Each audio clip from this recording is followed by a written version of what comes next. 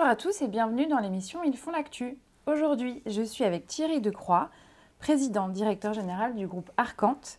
Arcante, c'est le leader européen du conseil et de la formation en négociation professionnelle depuis plus de 20 ans. Thierry, est-ce que vous pouvez nous présenter vos activités? Bonjour Julia, bien sûr. Arcante est un pure player de la négociation, c'est-à-dire que notre seul métier est de travailler sur le sujet de la négociation professionnelle au travers de deux activités qui sont la formation, le développement des compétences de négociation et le conseil que nous exerçons dans une logique de développement des compétences là aussi, mais également pour assister nos clients à définir les meilleurs accords avec leurs partenaires. Nous nous adressons à tout type d'organisations qui sont confrontées à des enjeux de négociation importants qui vont impacter leur performance financière et leur performance opérationnelle. Est-ce que vous pouvez nous parler des grandes actualités de votre secteur? Alors, on a une actualité qu'on connaît tous, puisque dans le contexte d'inflation, dans le contexte pénurique aujourd'hui, eh bien, la négociation est présente à tous les moments, à tous les instants entre les grands acteurs économiques. Et donc, aujourd'hui, ça devient une compétence absolument clé dans les entreprises et ça devient une préoccupation extrêmement prégnante dans toutes les organisations qu'on adresse. L'autre sujet, c'est l'arrivée de nouvelles technologies et je pense à l'intelligence artificielle, je pense au machine learning dans le domaine de la négociation, sciences sociales par excellence, mais qui aujourd'hui voient arriver ces nouvelles technologies et ceci de deux manières. Dans un premier temps, pour impacter toutes les méthodologies de développement des compétences, puisque notamment l'intelligence artificielle est de plus en plus présente aujourd'hui, pour aider les individus à développer leurs compétences, pour gérer des parcours de formation, et on le voit de plus en plus. Mais pas seulement, c'est-à-dire que maintenant, on voit également l'intelligence artificielle au cœur de la négociation, c'est-à-dire négocier pour les clients. Et il y existe des phases pilotes aujourd'hui chez des grands distributeurs, notamment aux États-Unis, chez Walmart par exemple, où des robots pilotés par l'intelligence artificielle négocient des contrats à plus faible valeur ajoutée, mais néanmoins qui sont nombreux, et ceci en se substituant à l'homme. Alors, la somme de ces contrats fait en sorte que, cumulé, eh bien, l'enjeu économique est important. Bien sûr, très intéressant.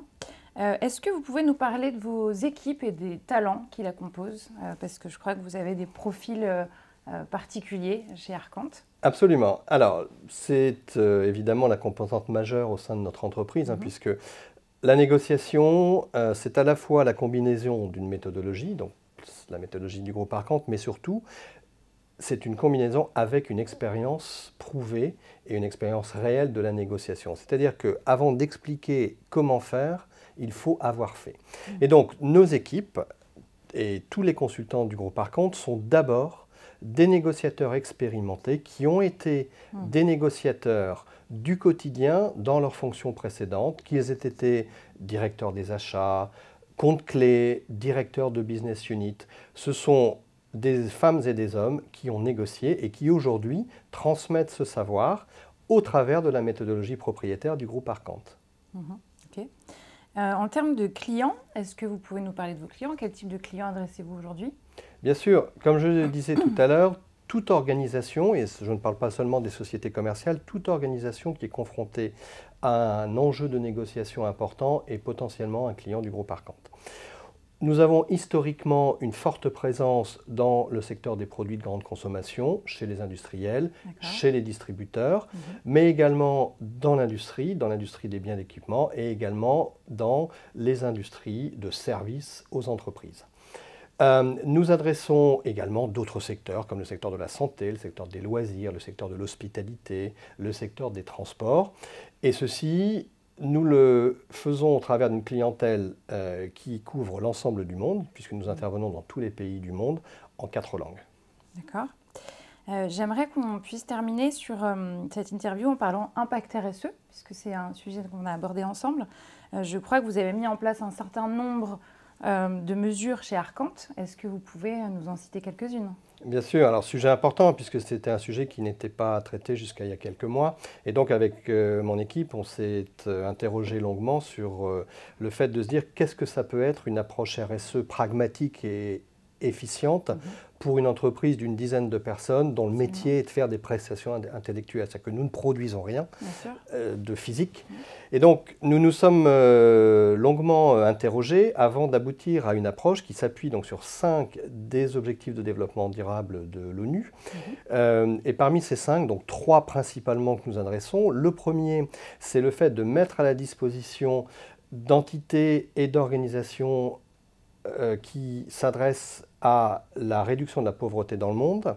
Donc 2 organisations notamment que nous supportons, Impulso et 1001 Fontaines, auprès desquelles nous mettons à disposition nos compétences dans leurs actions. Le deuxième sujet, et celui-là il est extrêmement pratique, c'est le fait d'avoir une action sur la réduction de notre empreinte carbone. Je vais vous donner un exemple très simple. Aujourd'hui, 30% de nos formations sont faites en distanciel depuis des studios, ce qui nous évite de voyager au travers du monde. Et enfin, dernier point, c'est le fait d'assurer une égalité d'opportunités et de chances pour l'ensemble des collaborateurs, avec notamment l'égalité homme-femme dans les rôles, dans les postes et dans les salaires. Merci beaucoup Thierry, et à bientôt pour une nouvelle émission d'Ils font l'actu.